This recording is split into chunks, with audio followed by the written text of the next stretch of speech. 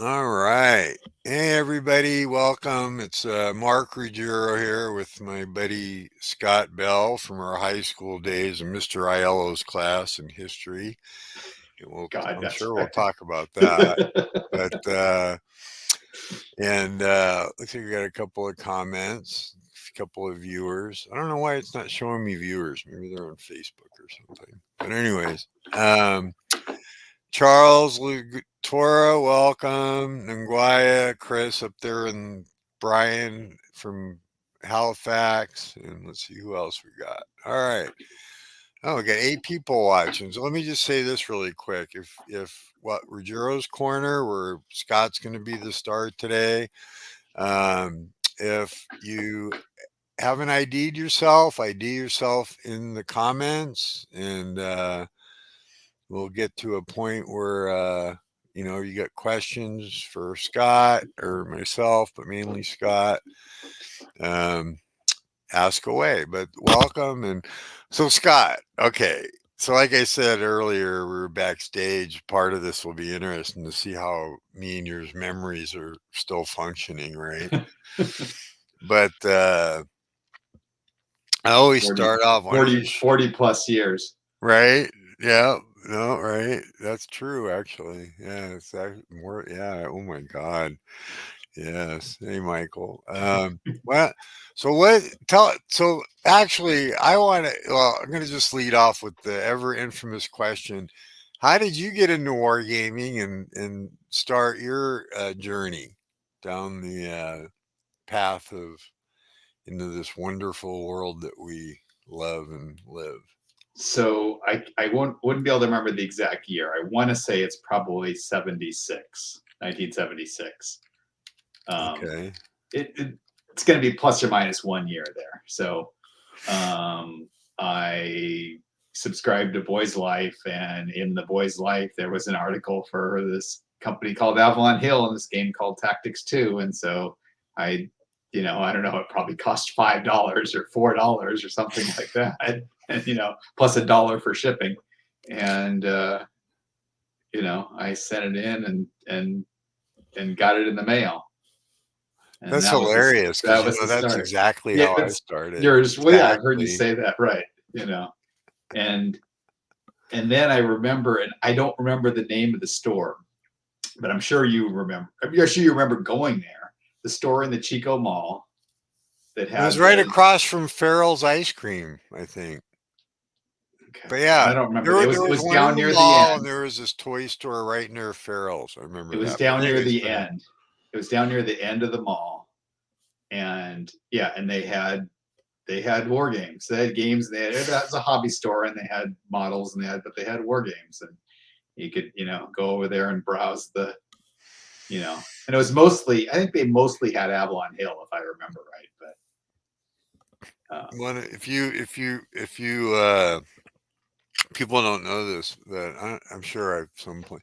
But me and Scott basically grew up in Oroville, Carolina, fucking California, which is about, if you look at a map, it's about an hour or so north of Sacramento, a little town of like, I don't know, was it 10,000 people when we lived there? Maybe a little less. And so it was a big deal to go to Chico, which is where, of course, Chico State University is and stuff. And that's where civilization was. You either went there or you went to uh, Sacramento, right?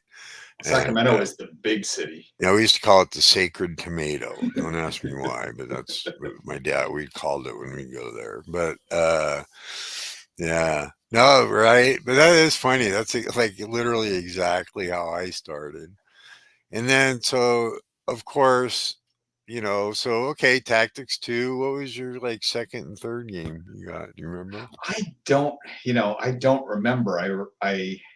If I think about the early Avalon Hill games I've got, well, I know I remember getting Gettysburg 77, because that obviously came out in 77, so I got the next, somewhere around there. Um, I and I know I have like an Africa core, but I got Africa core. I think I found it in a secondhand store or something. Did you So, know, and I did not know this, but this is absolutely correct. And I don't know if I scared the guy away or what, but there's a guy who lives in Modesto in about, it's probably been 6 months now at least, but we got together and all this guy had was old Avalon Hill games. I was all right, sure, I'll play Africa Core. It's a classic, whatever. I still have it. So we got together and it blew me away. There's no advance after combat. And I was like, no, that can't be right. And I went online and like, so it's like evidently when I did play some of those old classics, 'cause if you go read through the rules of Africa Core, I don't know about D-Day second edition, but I know D-Day, like those older games, there's no advance after combat. It's pretty, it's like weird. It was like, I don't know. Anyways, it's just a random fact that I was shocked when I learned it. But oh, Mike's with us, so yeah, I he's see we back got Mike from the joined day. us. So we got another friend of ours from on the chat from high school days. Right. So it was interesting was people might want to, oh, maybe they don't want to know, but obviously, like I'm trying to remember how we met, right? We You basically, tell me, you tell me well, your what your story memory is, is. your story is because I don't remember exactly, but your story is that we met in the library, which probably seems about right at high I think school, that's right. Yeah. and I know the library had a copy of Diplomacy. I don't know if they Yeah. had any other, but I remember I remember the library. There was a copy of Diplomacy in the high school library. Yeah. And the big long brown box, I actually have a copy in my closet that I bought just, I don't know what year the one I have, but yeah. And then another early memory, and this was probably a couple years later. This must have been a couple years later, but I went to because so I um, grew up as a United Methodist. As my mom went there, and as I went to the First United Methodist Church in Orville. And one year at New Year's, there was they had a New Year's thing, and so we were there for New Year's Eve. And I walk into the fellowship hall, and there's these two guys playing a war game, and it was Edmund and Pete, and Oh, shit. they were playing Squad Leader. Oh, wow. And that was my first exposure to Squad Leader. Our So long lost buddy I'd seen Pete. the ad for it. And but I hadn't bought it yet or something. But they were playing Squad Leader. They were playing Road. It could have been. I think they might have been playing the Road to Wills. Wow, see, good memory. I remember, so really quick. So we got 10 people watching. If you haven't ID'd yourself, ID yourself and say hi in the comments. I wanted to say, so what's funny is, and I'm sure our viewers have some good memories to share too, and their own stuff, but the uh, Jack, the pastor, I Oh, remember, that's right. he was a war gamer. He eventually went The into youth, real estate, our but youth pastor. excuse Yeah. me. Yeah, oh, I thought he was the minister of the No, church. he was a youth. He was the youth pastor. Oh, that's right. Yeah, because I mean, they're okay. he That's was right. actually I think he was an ordained minister, but he was the youth. He But was the remember we did that thing where we starved ourselves for a weekend and we're raising money for the, if I remember right, we did one of them was for the Philippines or something, and we played Foxbat and in Phantom. fandom, right? I Remember remember that? playing Foxbat and Phantom with Jack.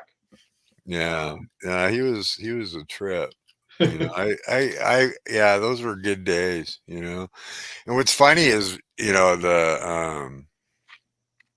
we had like our core group, right? It was like the war game was in D&D was what, me, you, Edmund, Heidi, oh my Pete, god, Pete, of Pete, course, and then Mike joined us, and Tom, and then right, Mike and joined us Tom, yeah, yeah. because It's Tom brought Mike in, and Mike will try not to like if we go completely wrong on something, you can always correct us. oh, and then let's not forget he really wasn't part of that group. I was more your friend than mine. I knew him, of course, was Steve Cross, Steve, right, well, Steve played he played sometimes with us, and right. then yeah, so we played D&D and we played Starfleet battles Oh yeah, we used to play all kinds of stuff. Squad and leader, Third and Reich. and drank what would Pete always have? What was that lemonade the powdered lemonade that his mom always had? Was it Country Time? Crystal Light. Oh, oh my God. I think Yeah, it was that's Crystal funny. Light. Yeah. So to put in perspective, right, for our viewers, we're talking like, let's see, I was like probably what, like a sophomore in high school, I think, right? So however old that is, right? I don't know that I knew you my freshman year. I don't think, maybe not. I don't know. You, So because probably. you were a year ahead of me, and then of course we had our great history class. It was a piece of cake with Mr. Aiello, the football Oh God, coach. when you brought that up, I just wanted to laugh. Oh, Travelers. Thanks, Mike. Yeah, we used to play Travelers too. All right, Um, right. and but the no, Mr. Aiello said that. So I'll relate. So that story is like the the history teacher, and it was like, I don't know, world history or something, high school. The history teacher was the varsity football coach, and he would go up to the front of the he would give the class a reading assignment, and then all the football players would go up to his desk and they'd discuss and they'd go over football plays while the rest of the class read. Me and Scott would talk about war games all the time because like what I remember that was like that class was so easy. Oh my God, it was the easy A. You know, it was like it was one of the few things I got A, and Scott was pretty much a brainiac, but not me. I was Joe average. Out of a graduating class of 300, I graduated number 150. So you can't get more average than that, I don't think. So Nguyen says, "Do you guys remember your D&D character names?" Absolutely not for me. We did So play, it was a D&D first edition. I remember that. So super crunchy, old school. So, the but the only one I remember is the one that so our friend Mike, who's Pritchett's, who's in the chat, he ran a he um, was a dungeon master of a game, and almost everybody in it was evil. So I didn't want to be evil, so I was a chaotic neutral thief, and my name was Farthing, but everybody called me Farthing. oh, that's all funny. I mean, you remember that at least. I know. I was Well, always like would play a fighter or something like that. I like killing stuff. So, well, that's the only one I really remember I because do that was a remember really one memorable. game. I do remember one time I must have had to have been a magic user because uh, I think I forgot who the DM was. I want to say it was Edmund because he DM'd a lot of games. But it was like, don't throw the fireball, Mark, or and I threw it anyways, and yeah, wasn't a good idea because we were in a very small, confined area. I remember that. But The other thing I remember was the rule was we had if you made a bad pun, we'd huck a four-sided dice at no. you. All right, well, I don't remember that. One of the good memories I have, though, it's funny because obviously we used to get together and we'd play war games, and I'll never forget like going to your house and spend the night, and we played that time we were playing. Was it Anzio? Right. I'm sure you got to remember this. And your dad comes in, right, and he was like, "Okay, Scott, you got to go pick some almonds." I'll never forget that. And I ended up, but it was just funny because we would joke about that. We've talked about it over the years, how it's like, you know, our parents and this be like, "What a waste of time!" And it's like, well, hey, we could have been out doing a lot worse things, Right. right? And we were doing things which required brain power and Right, making right, doing math calculations and things like that. So right. Then we played Squad Leader, Hill 621, and I remember you had one time you had. Did you ever play it? I remember one time you actually had Struggle of Nations set up. At, I um, I tried it a couple times, but never got very far. I still have it on my shelf. I think I It's still good, have it but in my up in a box in the attic. oh my Um, god. well, isn't that does it, so? Uh, That was a Kevin Zucker, I Yeah, that's think, the one with the and he's tiny the one who hexes and the big right, counters but isn't and he the the one who's done all the newer Library of Napoleon? Battles. Yeah, Yeah. okay, that's what I thought. Yeah, so he was always a Napoleonics guy. Yeah, he also did Um, Napoleon's Last Battles for SPI, and he's always been a Napoleonic guy. So it's a good, like I like to say, like old school, like favorite, right? So what's your? I mean, I know I see you at. Well, I'm going to see you in June, hopefully. At the plan is at Game More up in Oregon, and I'm going to be playing. What am I playing? Shit. Oh my god! Axis Empires Ultimate Edition. Be my third game actually. So I'm looking forward to that. But what's your where you're going? You got a plan what you're playing yet up there or what? I haven't. I put up.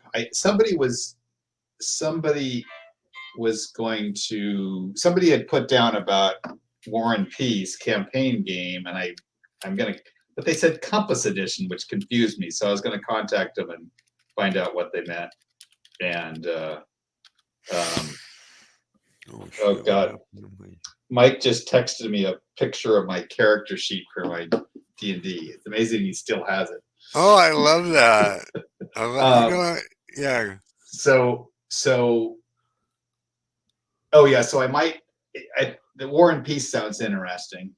Um, I put down a couple of things. I We can't played War remember and Peace. Oh, for okay, yeah. the The new. If it's the new edition, I thought I might. I actually I don't. I haven't ordered. I didn't buy the new edition, but I did actually get the Steam version.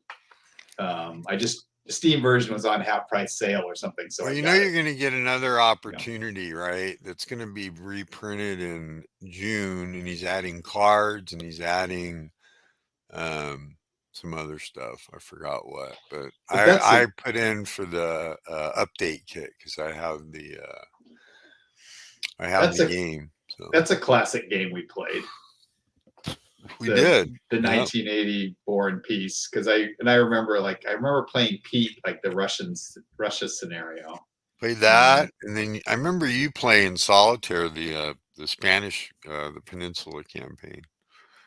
I always thought this Peninsula campaign's interesting because it's a just a you know it's a real, for the French, it's like you just gotta like be patient and Excuse slow, me. and because you're just gonna be, there's never ending swarms of partisans and militia that you've just gotta bide your time and grind it down if you The, can.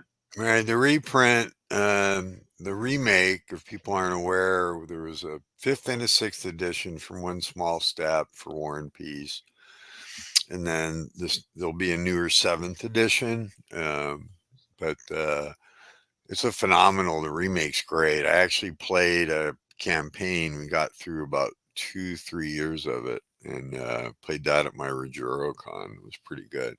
So let me see here. So Nguyen says, "Tell us about USS Olympia." And I was like, "What the hell is that?" And then I Oh, noticed your shirt. So so this is, yeah, I tried to wear a well, not game related shirt, but a hobby or military theme. eh, I The got USS Olympia was Admiral Dewey's um, flagship in the Spanish American War in the on the Far East Squadron. So they um, destroyed the Spanish fleet in Manila Bay, and so he's the famous quote from the battle is it do or Gridley, you may fire when ready.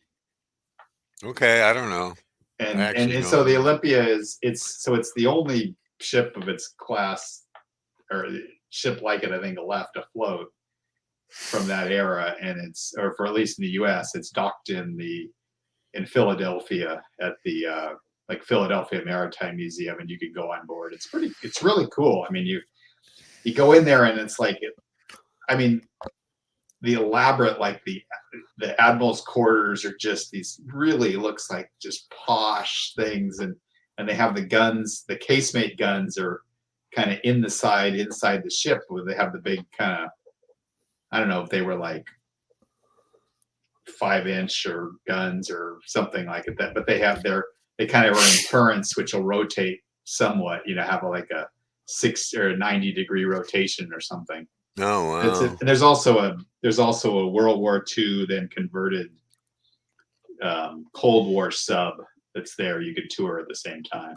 It's a neat museum. If I you're mean, in Philly, it's a good museum to visit. well, Philadelphia, I mean, I went there a million years ago, but yeah, it's cool. When I was in the service, I got to go to Pearl Harbor, and at the time, which I don't know if people know, but the Arizona finally quit leaking oil. I think it was a year or two ago. But at the time, right, the still bubbling up oil. And but my point is, what was interesting, a lot of interesting moving things about Pearl Harbor. But I do remember getting to go visit. They had or have a World War II sub there that you can go on, and it was amazing to go inside the sub and just see how cramped and small everything was. And then you figure, oh, the crew and it was yeah, it was one of the few things outside of just going out and partying I did, but it was in my service days. But yeah, it was interesting, which brings me. It is interesting. Like Legion War Games does a lot of really cool, interesting subjects, and they're still having. Who knows when it will see the light of day? But they got a game that's coming out that's literally just on Pearl Harbor. So and people are like, "What? That?" I don't know. It could be pretty interesting. I think they do. They have designers do pretty interesting jobs on weird subjects. I think. Supposedly, Jerry White. I mean, maybe, but it's not somewhere on the back on his list is to do a enemy coast ahead on Pearl Harbor. I think. Oh, well, that could be But I mean, he interesting. mentioned it as I don't. I haven't seen any more news about it, Well, but you're a big fan of those games, right? From GMT, they got the Doolittle Raid and the Dam Busters, right? I just have the Doolittle raid, and I think it's a great game. Well, I mean, Jerry White, anyone who's seen his rule books, they're like world class. Right. And because Atlantic Chase is another one of his games, and he's coming out with Pacific Chase, which I think may actually go on P500 sometime this year. Yeah.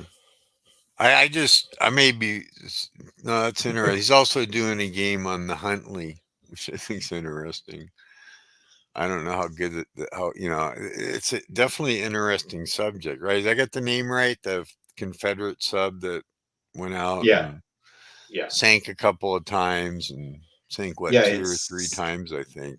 It's called the what's the name of the game? It's you can play either as the Confederates or the Union, and you put together a team of people to the something engine or something. Yeah, you Hunley.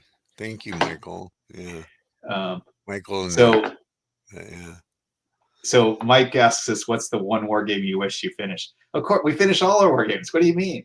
yeah, We right. never not finish a war game. Oh, now you go ahead and answer that because I got to I think. I mean, probably.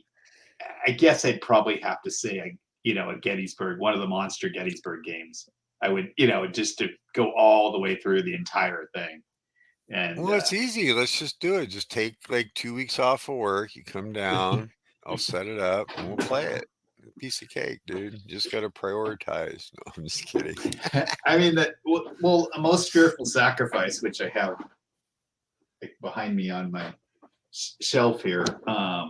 That one, I think you could actually. It's conceivable you could play through it all the whole way through, but something like playing like 3 Days of Gettysburg or Last Chance for Victory and just playing the entire thing. You'd have to have a. It would just take you forever, but you know. So, so a game that. So I'm going to answer it. I don't know if Mike was asking both of us, but they're going to get my answer too. I'm going to say if I had to pick one game that I've actually never even started it yet, except for one time, boy, that's really tough. I'd have to go with I would want to play a big campaign game of like Victory Games Pacific War. because I actually have never played it except for the Pearl Harbor, which GMT just redid. And you probably don't remember this, but you were actually with me in Sacramento at Viking Hobby when I bought the original. And the reason I'll never forget it is, and I know it was you, it had to have been you, unless All right. but because I can remember when I bought it, and you were like, it was Victory Games Pacific War, and it was $50, and you were like, I can't believe you're gonna buy that for $50, like, and I was like, yeah, I mean, it's gonna be great, and here we are. That was a lot of money back in the day. Oh I yeah, mean, but I was the first guy back then. There were what, 3 or 4 at least hobby shops, if not more, in Sacramento, and I remember buying. I remember buying when ASL first came out. I was literally I wasn't Viking. I was at one of the other game stores. I can't remember which one. And um, but I bought the rule book and Beyond Valor. And I think those were at the time to buy both of them at once. It was either like 85 or $100, something like that. Even back then, for both, and it may. But I remember that, and just I don't know, just one of those things like sticks out. Oh, we got Infernal meandering Mike here. Nice. Infernal Machine. That's the name of the game. Ah, there we go. Did I somebody looked. I post went. it, or did No, you I went and cheat and looked look it it up. up? I went and Cheater. looked it up. Okay. Infernal Machine. That's like when it's The- funny for my channel. I have. I'm going to ask you a question here in a minute, but for my channel, I got to come up with. Went over 1,000 subscribers, but thank you everybody. And got to come up with a prize. But I've been like, my noggin's been churning. I'm gonna make people work for the giveaway. I'm gonna have like my email, and I'm not gonna give it, but I'm gonna give away something pretty nice. And but people that want it are gonna. I haven't thought of the final details yet, but I I will say it will involve them sending me an email. I I'll want to tell you go that. just finish my thought on the enemy coast ahead because Yeah, please go. what I want Yeah. to Oh, tell people is absolutely. Yeah. No. what I want to tell Please. people is so I have the Doolittle raid, and it for one, like I said, Jerry White's his rule books are fantastic. It's like, and so the Doolittle raid this is a solitaire game for those who don't know, and you can play it in stages. You can first play just the bombers over Tokyo and bombing, and then you can back up and play the planes leaving the carrier decks and flying to uh, to Japan and then flying on to China. And then you can play the part with the fleet, and then if you play the entire thing, you plan the mission. You start out like months before, and you're planning the mission. You're deciding how you're going to arm your bombers. You're going to put extra weight on them, or extra guns, or strip them down, and so they can carry more fuel. And you do all this stuff, and you try to get your landing bases in China, and then once you move on to that, then you move on to the fleet sails out of San Francisco, and the Hornet sails out of San Francisco. You try to rendezvous with the Enterprise, and then you sail on, and you're trying to each zone you sail into. There's weather, and there's a chance of seeing pickets or flying boats or anything, and you're all the time you're doing this, your security risk goes up, and you're trying to keep it down as much as you can. And the higher your security risk goes, the more chance you get detected. And then eventually you get to a point as you push it as far as you want to go, and then you launch your planes. But then they've got to they only have so much fuel, but if you do the entire thing, it's one of the best experiences of like narrative stories of doing it, because you just each plane you have your pilots and the names of the planes and people on board them, some of the people on board, and you bomb each of the targets, and then you try to get to China, and you say, did the planes crash, or did anybody get POW? Did they escape? Did they get to China and escape? Did they get captured? It's just a neat experience. No, it's like you'd say it's like a good storytelling game, right? Yeah, That's yeah. one And I thing I like haven't. about war I games. don't have, just to respond to Charles and um, I can't pronounce his name. Ningguaya, it's Ningguaya. yeah, that's not I a do not have James Dam Chris, Busters. but So yeah, I do not have Dam Busters. yeah, yeah, he might be asking in general because I don't know either. Ningguaya question mark. Ningguaya is he has a channel that is excellent, focuses on the Der Krieg series of war games that are incredibly great. Like I love them so. But he does a great job. So if you have interest in checking out World War I, he does a lot of stuff on World War I, and then it's really good. I think that answers my question. Charles has Dam Busters, most excellent game. Agreed. I haven't played it. I have it somewhere in my pile of games, but um, what's your I don't know. What's your favorite game? I don't know. What's your favorite genre game? I know you used to play ASL. You don't do really play anymore, right? My favorite what game? What's your like favorite genre game? Do you have a favorite? Oh, genre. Yeah, or historical Uh, period, whatever. Civil Yeah. War. Yeah, I mean, I have to figure if I count my games, I have more on the Civil War than anything, and I have more games on Gettysburg than anything else. So all I only have a. encompassing. I only have a. I have. I don't know. My collection's only probably between 100 and 150, so I'm not that. That's a good starter kit. I like Yeah. that. You know. Well, See, Scott's a beginner. See, that's no problem. Hey, just I kidding. haven't played ASL in a while. I did a number 4 or 5 years back. I started playing for the pre-pandemic. I for a while I played with the guys in Portland. There's a group that does ASL, and I played with them occasionally um, pre-pandemic. Did you? I'm curious. I know this is going to sound random, and you might. Do you remember? I mean, I'm assuming something bad happened to him, but maybe you don't know who I'm talking about. But he used to be online. I never met the guy. There used to be a guy up there. Who used to post all the time about games. His name was like, I want to say Todd. Maybe not. Maybe it's just faulty memory. But hey, if you go back on Consim World, there's this guy who used to live up there, and Yeah, I don't know. There, the I just wonder, like, and like he just disappeared. I mean, I'm thinking he passed away or something. But there's a the guy who did um, the gamers who did a bunch of stuff for the gamers, the Sim Brigade series and stuff, lived up here. And I actually went and played games with him a couple times, but I haven't talked to him what in was his years. name? I can't remember. I bet it I was the same guy. I'll bet because I um, honestly, he used to play a lot of the Brigade series. yeah, it could have been. Charles says, Chris, the Toronto raid would make a great enemy coast game. Yeah, it might. That could be I interesting. think so.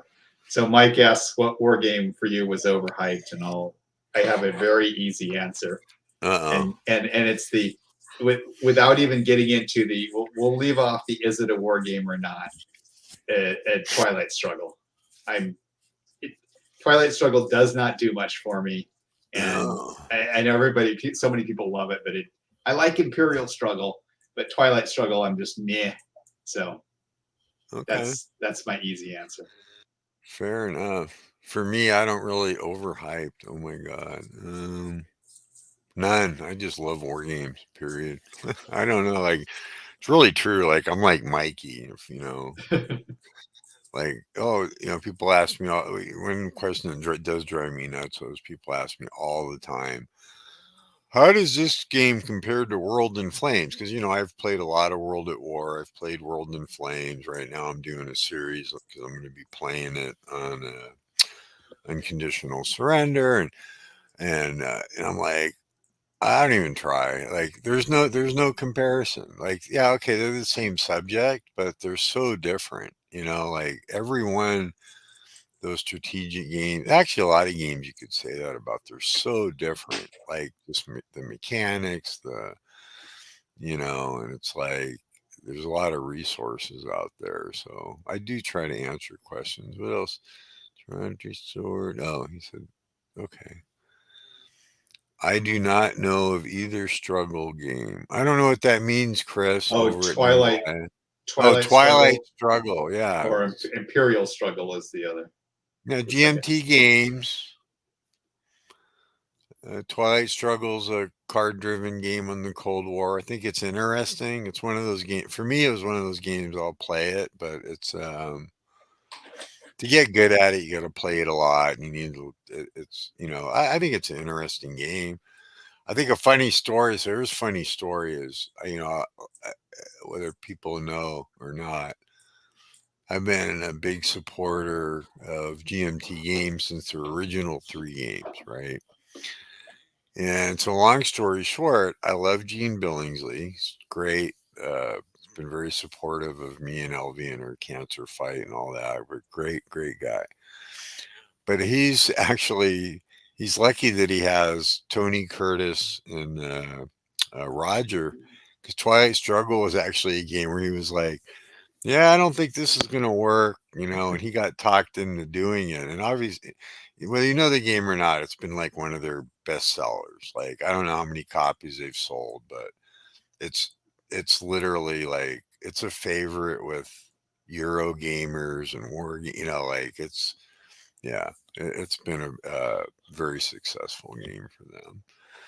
So, um, all right. So, what is one of your fondest memories, and it doesn't necessarily have to be with me, of our group when we played in back in the day? What what or couple, whatever you want to share. What's your Well, I definitely remember when we were playing Bismarck. That was when you and I were ah playing Bismarck well, on the, talk a little bit yeah. about that Well, though. that's People, yeah, so the Bismarck, the 78 edition or something, like yeah. 77, something like that. So not the first edition of it, but Yeah, it had the and so advanced rules, yeah. yeah, so Bismarck from Avalon Hill, the SIG edition, you had two components to it. You had a search map where you each had a map, and your your Hey, Mike. Yeah. it's blind movement, or so you're searching for, the British are searching to find the Bismarck, and the Bismarck is trying to escape into the lanes, um, and um, in the shipping lanes, and then when you go to combat, there was an advanced game you could play, which basically was similar to Jutland, but even more with more detail to it. Where because you didn't have as many ships, so you could be more detailed, and Right. you lay them out on the floor and move them with rulers and gauge the. And so I remember playing that, and like I like found you you were the Germans and I was the British, and I found you almost immediately. But of course, then you managed to sink the you recreated history and sank the hood with like one shot. You Yeah, you had know? to get like that perfect set of die rolls, right? It was a Yeah. long range, high plunging shot, just like historically. and and then Yeah. eventually I tracked you down again with like the main fleet and just pummeled. And it's like, and you sank like three cruisers and beat up a battleship, but it's like I had the Rodney and the Nelson just pounding you into the point where the Bismarck was like down to like a speed of like 5 knots. It was like so, but No, that's right. No, and what I remember about that too is I got really close to getting back to France, and then yeah, then I didn't make it, so I lost. But it was that was a that's great Jack that Green. was a great experience. Yeah, Jack Green. That was phenomenal. We've had a few. One of the things I remember as our group was fun was so Edmund, just so everybody knows, he was a couple years older than us, and Scott's about a year older than me, or was a grade ahead, and then Edmund. I want to say he was already in Chico State, or he was a senior in high school when I got involved. I can't remember, but two things that really stick out, like as fond memories, is one. Um, obviously, me and you played a lot of Squad Leader, but I remember one time, well, one, I'm sure of many, we were playing Hill 621, right? The other one was with Edmund, that involves Edmund, was I'm pretty sure that you were there. In fact, you had to have been. Was Do you remember going up to his place in Chico, and we set up on the floor, right? This is when you could still, we were younger, right? We could, do that still. At least I could just, oh my God, I could never do that now. But, and we were setting up and we played the longest day. We didn't get very far, but we played it. I remember that. Do you remember that? I don't remember that. I remember doing some stuff as an apartment, but I don't remember that one. Maybe you didn't. Yeah, I because might not have been you there. lived in this like, it wasn't even an apartment. It was kind of like a row house or something. I Okay. remember that. So maybe not. But And you got to remember this. You remember he set up the squad leader scenario because we played it at Pete's house where he had like this red dragon defending a hill or something. oh, probably. And he was always coming up with like pretty weird, fun scenarios, right? So Mike Another. Oh, go ahead. Berticelli's in the chat. He's a designer, one of the designers for GMT. Did Tank Duel, which is really I good. have Tank Duel. Excellent game. A game I love to play and make tank noises when I play it. And then he's working on Wolfpack, which that should be pretty interesting. And hopefully I'll see you, Mike, at GMT weekend here in a couple weeks. And then Another memory I something that just cropped up is so there was a time the general had this was before ASL come out and um, the with like Cross of Iron and everything and Crescendo of Doom and there was this general article about how to play squad leader system double blind, and so you had three people, and so I remember Pete and I were playing double blind and somebody was refereeing. Maybe you were refereeing. no, it No. wasn't me. I Okay. remember playing. It may not have been the same game, Okay. but go ahead. And but it was like, but the whole thing of like I'm shooting at this tank and I hit it and I hit it again and because you don't know, and the whole thing with the double blind, if the tank doesn't catch fire or nobody bails out, you don't know if he killed it. And so it's like it was a No, really good experience. no, I remember.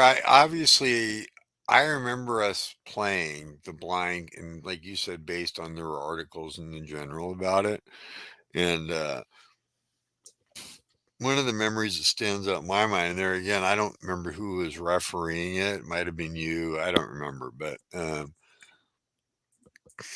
and what I do remember is I want to say I was playing the Germans, and at that point we were using up to GI Anvil of Victory, if you remember, right? I think, and even if not, it doesn't matter. But what I remember most, right, is like, oh, you see this tank coming over the top of the hill. Do you want to do defensive fire? And what makes me think it was GI is because at that point you got the longer it was, more movement points spent in your line of sight, the better shot. So basically, it was like, oh, I was doing a really low chance shot because the next hex I was going to lose line of sight.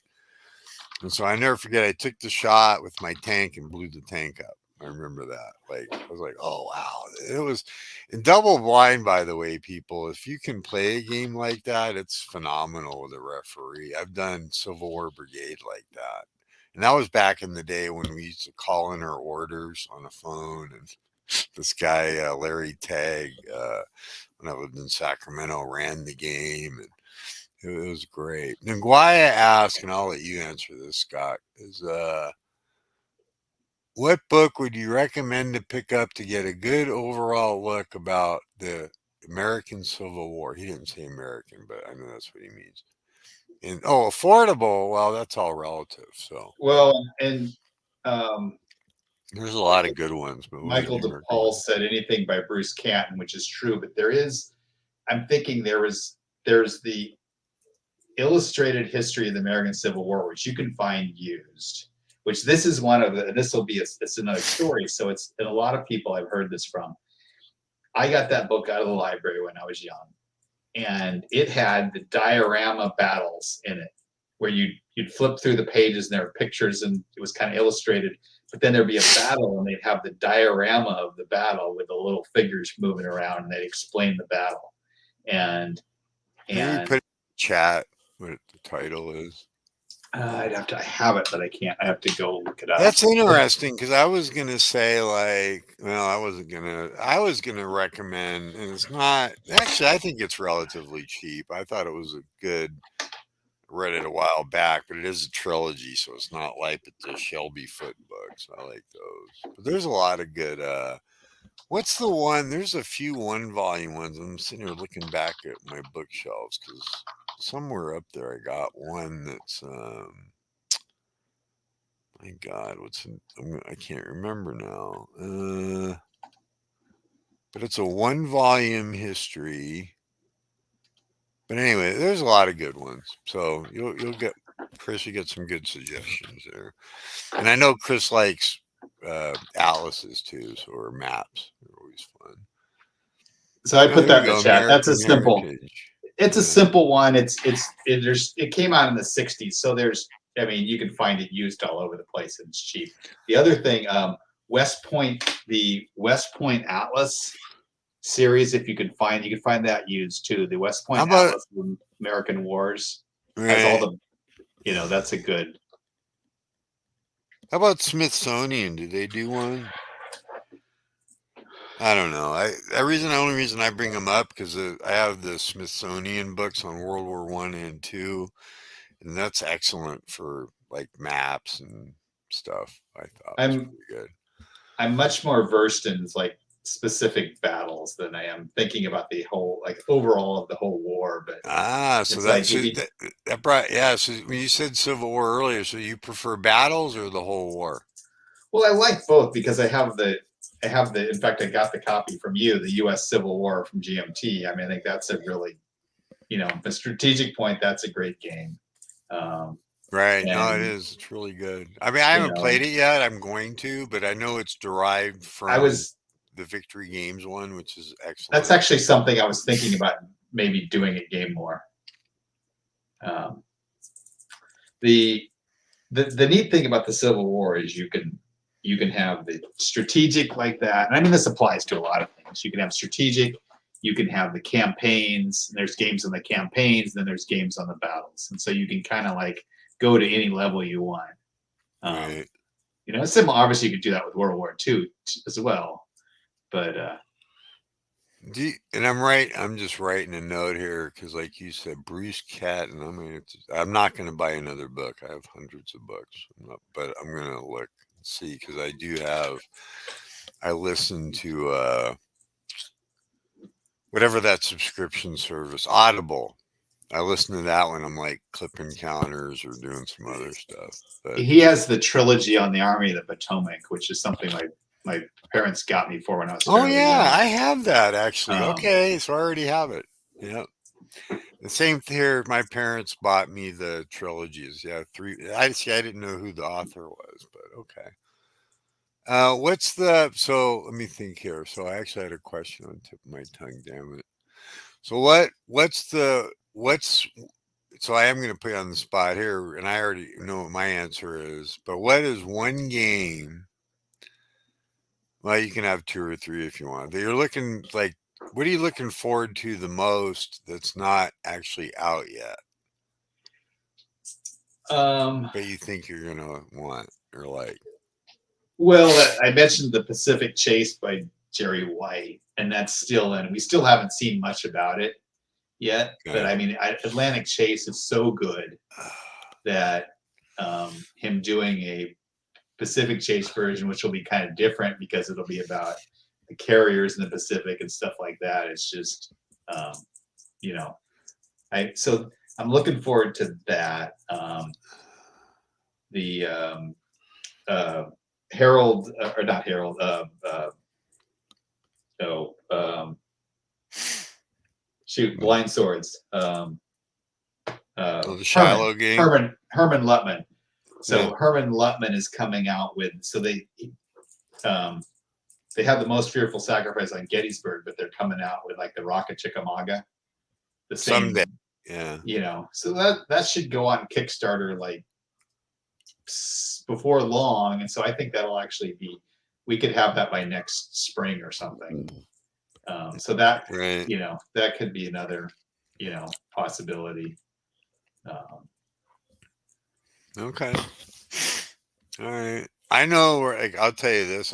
Well, it's, I don't think this will surprise people. So, my, I think, so I'm a little more immediate. I'm looking forward to getting, of course, Sound of Drums ILAO in my hands, which I got a pre production copy. But why? Because they dedicated the game to me, which is really nice of Ube. But I think it's gonna, and I had input in the game quite a bit actually. Um, but I think the one that I'm really looking forward to, just because I know it's going to be a freaking awesome study, and it's going to be, and I'm going to have a surprise for my channel hopefully soon. But is Danny Parker's The Last Gamble, formerly known as Hitler's Last Gamble, and why? Because Danny Parker is a well known Bulge historian that's written a ton of books. And I was actually looking through my books the other day, and I have one that my grandmother gave me when I was a kid. And it's one of those like American, it's not an American heritage book, but it's on the Battle of the Bulge. And sure enough, it was by Danny Parker. And, but this will be, I'm excited about it because if you've even looked at the contents, like the game is going to be like a study. Like literally, it comes with so much stuff that if you have any interest in the Battle of the Bulge, it's going to be like a must buy. And what was interesting is the 3W version, which was tons of errata and stuff. But I played it back in the day, and because 3W is known for butchering their games, but a lot of people don't know this, and I mean, sadly, we lost Dean Essig recently, and great designer, great founder of the Gamers. If you know who he is, you know who he is. And but he did the art map work for that original. If you go back, if anybody has that game, you go back and look. He did the map for the original. It was called Hitler's Last Gamble. But Compass Games should be out in May, by the way, folks. So, anyways, that's literally probably like I'm like really excited about that, and yeah, hopefully I'll have a surprise for people on my channel, not too distant future about um, a game. But I'm a real like uh, I've read a lot of Danny Parker's books, and I think it's exciting. These guys are doing kind of like their farewell to the hobby. I don't know how old Danny is, but I'm sure he's in his 70s. Like Jack Rady did Corson Pocket 2. Um, Great designer in my opinion, and but like I got a signed copy of that my estate will have to deal with because I'm not selling that. Um, but anyways, what? So let's see. Come on, people in the chat, you got questions? Ask away. We got about 8-10 minutes left here. Try to keep it 2 and a half. I so told you this would go by so fast. Mike asks about a game mechanic. I'm trying to think about what. I mean, I, Ooh. I think Okay. I mean, as recent, I would say Atlantic Chase because it's just so innovative. I think it's really cool. So what Um, game mechanic though? He's asking like a well, right, specific. but so Atlantic Chase does it's hidden movement, but it's all in front of you because you don't know where you the fleets are laid out as a line of sticks, and so the ships are somewhere along that line, and you don't know, and you're spending action to try to narrow it down to a point in space that you could actually intercept. And so it's hidden movement, but it's all right in front of you. So I think that's a really neatly done. Can you solitaire Atlantic Chase? I Yeah, have it. I haven't even played they it. have an entire book of solitaire scenarios that have an action chart that gives actions for and you could also just you could two-hand it as well, but they have an entire book full of solitaire scenarios to play. No, that's great. And of course, we're old. Well, I won't speak for you. I'm old school. I don't need a solo bot. Like I can play almost any game, solitaire, and then of course, GMT's come out with those Stuka Joe, those card-driven game. I haven't tried it yet, but they supposedly work really well for the card-driven games. But I was gonna say, like, my favorite game mechanic is anything that introduces chaos. But I actually like because it makes I think a game more solitairable is chip pull. Like some people hate it. I actually think it's great, but I like anything that introduces chaos in my games, like the surprise rolls in OCS or the because obviously one of the problems with war games is we have um, too much knowledge, way too much, and I think games have gotten a lot better of introducing, fog of war and And different kinds Herman, of case. to that degree, I also thought about Herman Levin's blind swords and stuff because it is chip pull, and he does the like, what does he say? Command, chaos, confuse. I don't know. He has the three C's or command, control, confusion, or whatever, Yeah, and and there's you don't know what's coming up, and then you could come up and it could say, oh, your last whatever the next card is just gets canceled, and and you don't. bird's eye view. So Yeah. uh, No, it's really I think what's really interesting is we're like in my opinion, we're in like this freaking golden age of wargaming, right? There's like so many games out there and so much choices. And it's uh really phenomenal. And I've shared this. What's a pet peeve you got about wargaming, if you have any? And it doesn't um, have to be about a specific oh, game. It could people, no, be people these days, because we're old school and we read rule books and we do those things. Two things: people who, oh, the rule book's too complicated, I can't figure it out, and the, oh my God, there's a rat, the game's broken. no, I It's know. like it's like what? I mean, people were complaining about Atlantic Chase about stuff, and it's like it's a few typos. Yeah, Come on, first world you get this problems. Yeah. entire you get this huge package of stuff, and it's like really, you know. Well, because games back in the day were perfect. They had absolutely no errata. They didn't take any effort you to had to you had to wait figure out, you had to wait for the general article to come out with the list of errata to figure out. Probably my pet peeve, dislike facing rules. Okay, fair enough, Michael. I think I would say in general, my only pet peeve is and I've said this like a million times in different ways. It's like the thing I hate, and it's more to do with social media, I think, and stuff, is when somebody's like, "This is the greatest game ever. I love it," and somebody's gonna come along and say, "Oh, that game's crap," or whatever. Like, not anything constructive. It's just, it's like, what's the point? Like it's a game. Enjoy your journey. Like, just I don't know. I just don't get that. It's just, and I don't like spend a lot of energy on it, but that's like a pet peeve of mine. I I want to go. And Nangawa had asked about a Rule, story or something. yeah, A yeah. certain defeat or victory. So I can't go They without suck. throwing in the fact that I play a lot of Victory in the Pacific and War at Sea, particularly because which is what got me back into after my gaming in the 90s. I kind of stopped for a while, and I found an online ladder for Victory in the Pacific. That's what got me back in going. And so I'll play it in face-to-face tournaments in WBC and stuff like that. But for those games, Victory in the Pacific, War at Sea, I mean, everyone who plays we have tons of stories because there's so many dice you roll.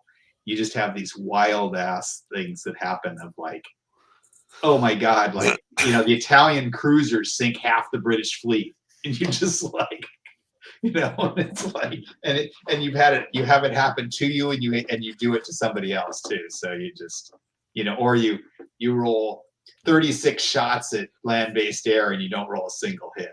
It's Right. like, so. Oh shit. Mike says rule books that are novels in themselves seem like cheating. I'll just say this about rule books. I think and I'm not saying this what Mike's saying, but I think rule books, I'll be honest with you, I don't care if they're 8 pages or 200 pages. And I do play games with long rule books. As long as they're complete and answer my questions are great. And, of course, play World at War. But I can tell you, like, a game that's really good that I haven't played it, but I have read the rules, and it's a really long rule book is Compass Games NATO. And but overall, mechanically, it's pretty simple. It's just very complete. It's there. That's why it's so long, and there's tons of examples and this and that. So we got now. Any recommendations for a solo Cold War or World War III game from Sam Chat? So Scott, you got any I no, recommendations? Because I I got one for yeah, I one figure you million do because percent I don't sure. play that. I really don't play that genre, so I can't really say. So, Sam, if you're looking for what, in my opinion, is like phenomenal and it does not have a solo bot, but there's nothing that prevents you from playing it, and it's a absolute home run. There's plenty of videos out there in YouTube land, including my channel. But Compass Games World War III. You get 4 games in one box. It's a great redo of the Game Designer Workshop series, and it's phenomenal, super playable, a lot of fun, and it's of course set in the 80s. But yeah, for me, there's like no question about it. If you're looking for get a solo bot and stuff, I got no clue. But there is some games out there. There's all kinds of games out there with solo bots, but you don't need a solo bot for and you can find players on Vassal and stuff too. But so What with else that is being, no, go yeah? ahead. I was just Go gonna say ahead. what I was gonna say about rule books is I love I love hefty designer notes, and I mean the ultimate is probably Dean Essig's Last Chance for Victory, where he threw in an entire thing about because I like to read about it, and I like to see other people's interpretations. So it's you get a view into the mind of what the designer is thinking. So I find that really intriguing. Right. Oh, I want to, yeah, really quick. I want to add something for Sam. I don't know if he's still with us or not, but right now, Compass Games has on Kickstarter Air and Armor, which is a remake of a West End game from the 80s that has a dedicated solo bot in it. And the reason I bring it up is if you kickstart it, and no, I get no commission or nothing, okay? I just love our hobby and gaming. They have add-ons, and you can add on for a nice discount through World War. So Compass Games, Air and Armor. And I'm not saying you want to get, but that Air and Armor has a solo bot they built into it. That's going to be phenomenal. Um, so any last words of wisdom? Anything you want to share? Memory about us, our group, wargaming, whatever, Scott. I just it almost I guess it's kind of cliche, but I think it was almost it was a great time to grow up and like being having the ability to have that great group of our friend group and be able to get together and play games and play D&D and I'll always I'll always cherish that. So Right. No, and I'll tell you right back at you, brother. You know I love you, and it's a great journey we're on, and it's definitely a phenomenal part. And I look forward to, I'm glad I'll get to see, and we're in touch anyways. But I'm glad I get to see you in June. yeah, What I do want to throw out there, anybody sees this video or you're on right now and you haven't been a guest, I'm looking for more. I promise, go back to the video and put my email address, or I'm on Facebook on a bunch of million different groups. If you're interested in being in Ruggiero's Corner, let me know. I'll put some stuff up. And, it's a good way to just get to meet each other, bullshit for an hour. And Scott, like, what can I say, brother, man? It's going to be awesome. And just but the one thing is, if you see a game you want, just get it. Okay, like, I know you're super like, no, I'm just whatever you're gonna do, it makes you happy, right? Well, So I did. Oh, I gotta go. I gotta go on Compass because they had a thing of like, which game do you want them to publish next? And I, I prepaid for Flanks of Gettysburg, so because I need another Gettysburg game, just like I need a hole in my head. So okay, I, wait, ring my bell. Flanks of Gettysburg. Who so it's oh God, who I know makes the Brian? designer. I know the designer, No, um, wait, what but companies? it's Compass Oh, Games, and it's they had 4 games up. Like, which one should we put out next? And so I was oh. gonna go. They had a vote for it, so I was gonna vote for that because I have it prepaid. No, you want Sea Power in the state, man. I've been waiting for that damn game forever. Anyways, nah, you do what you want, right? Well, Anyways, it's got Rick Barber maps, probably one of the last, some of the last maps he drew. So another you know, great icon of our hobby is sadly I passed away. It's been what 2, 3 years ago now. yeah. Shit. I actually have his Gettysburg map, and I think I have like 2 other ones. So, um, Mike Nally here late, but I'll be sure to watch beginning soon. All right, Mike, thanks. Hey, I want to thank everybody that joined us. Thank you, Scott. Be in touch soon. Thanks everyone. Um, Emotional show for me because we go way back, and everybody knows I'm going through some shit right now. So, but and I yeah, so be well, and we'll see you on the next Ruggiero's Corner, and enjoy the channel and love each other and onward and forward and all that stuff Keep that's part of my new mantra of life. keep So rolling those dice. that's right. Play some damn games. Yeah. All right. We'll see y'all later. See you, Scott. Talk soon.